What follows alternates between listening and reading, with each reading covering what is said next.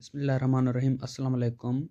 दोस्तों, पाकिस्तान में scope of law क्या है और लॉ करने के बाद कौन कौन सी अपॉर्चुनिटीज़ हैं, कौन कौन सी जॉब्स हैं जो आप हासिल कर सकते हैं।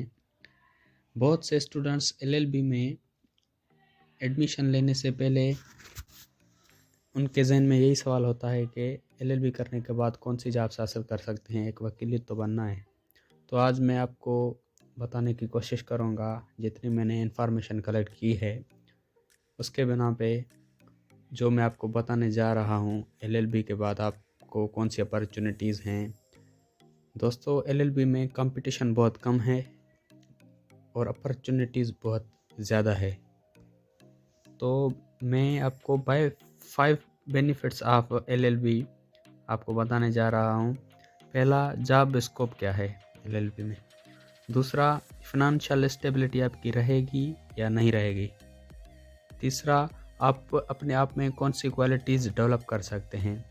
और एलएलबी में अर्निंग स्कोप क्या है और एलएलबी करने के बाद आपकी सोशल स्टेटस क्या रहेगी। अब पहला है job scope.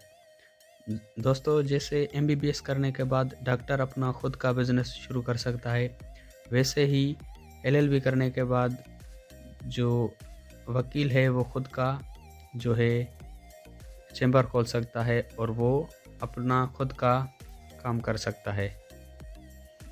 Major job scope जो एलएलबी करने के बाद आप गवर्नमेंट लॉयर बन सकते हैं। ठीक है, सरकारी लॉयर में आपका बहुत फ़ायदा ये है कि ये एक सुकून की जॉब होती है जिसमें आपको खुद को इन्वेस्टिगेशन भी नहीं करनी पड़ती। सारी इन्वेस्टिगेशन पुलिस खुद करके आपके पास एक इन्वेस्टिगेशन वाला डॉक्यूमेंट पेश करती है जो आपको कोर्ट के सामने पेश करना पड़ता है। उसके बाद आप किसी भी प्राइवेट कंपनी के लॉयर बन सकते हैं। जैसे कि बड़ी बड़ी कंपनियां होती हैं, जैसे लेज हो गई, पेप्सी हो गई, उनके लॉयर्स बन सकते हैं। जो भी बड़ी कंपनी है उसके आप प्राइवेट लॉयर बन सकते हैं। उसके बाद आप जज बन सकते हैं जुडिशल सर्विस में।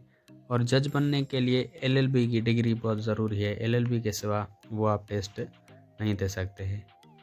उसके बाद आप एडवोकेट बन सकते हैं, जो आपको पहले तो बार काउंसिल का एक एग्ज़ाम पास करना होगा और एग्ज़ाम पास करने के बाद आप एडवोकेट बन सकते हैं और अपना खुद का लॉ फर्म खोल सकते हैं, खुद की प्रैक्टिस शुरू कर सकते हैं और आप मुख्तलिफ जॉब्स के लिए अप्लाई कर सकते हैं। अब एडवोकेट के जो अर्निंग सोर्सेज होते हैं वो 3 होते हैं। जैसे पहला सोर्स है कि आप एक सरकारी जॉब हासिल कर सकते हैं। उसके बाद आप प्रैक्टिसिंग फर्म खोल सकते हैं और साथ साथ आप बिजनेस भी कर सकते हैं। अब जॉब में आप एडवोकेट बन सकते हैं या जज बन सकते हैं। इसमें आप जो है एक लिमिटेड जो आपकी सैलरी होगी वो ही हासिल कर सकते हैं। ठीक है। और प्रैक्टिसिंग फर्म में आप अनलिमिटेड कमा सकते हैं। जैसे कि टॉप 10 एडवोकेट्स आ गए, टॉप 20 एडवोकेट्स में आप आ सकते हैं और आप साथ साथ बिजनेस भी कर सकते हैं।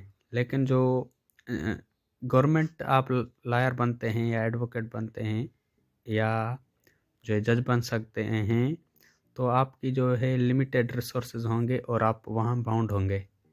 लेकिन प्रैक्टिसिंग फर्म में आप जो है आज़ाद होंगे, कहीं भी आप अपना केस लड़ सकते हैं।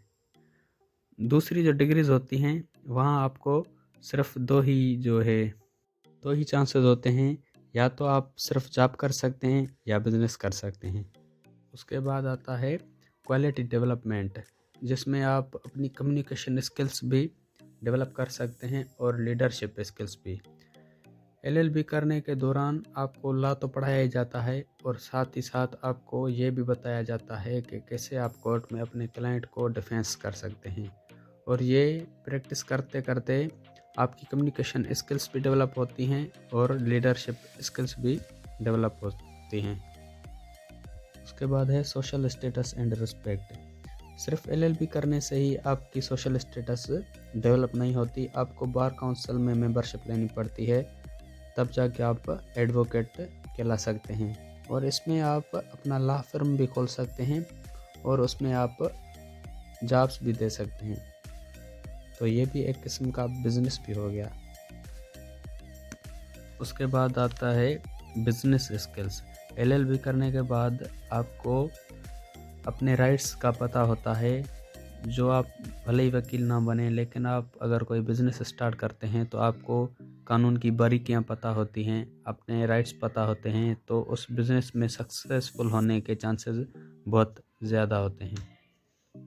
Kindly subscribe my YouTube channel Law Student and press the bell icon and share with your friends also.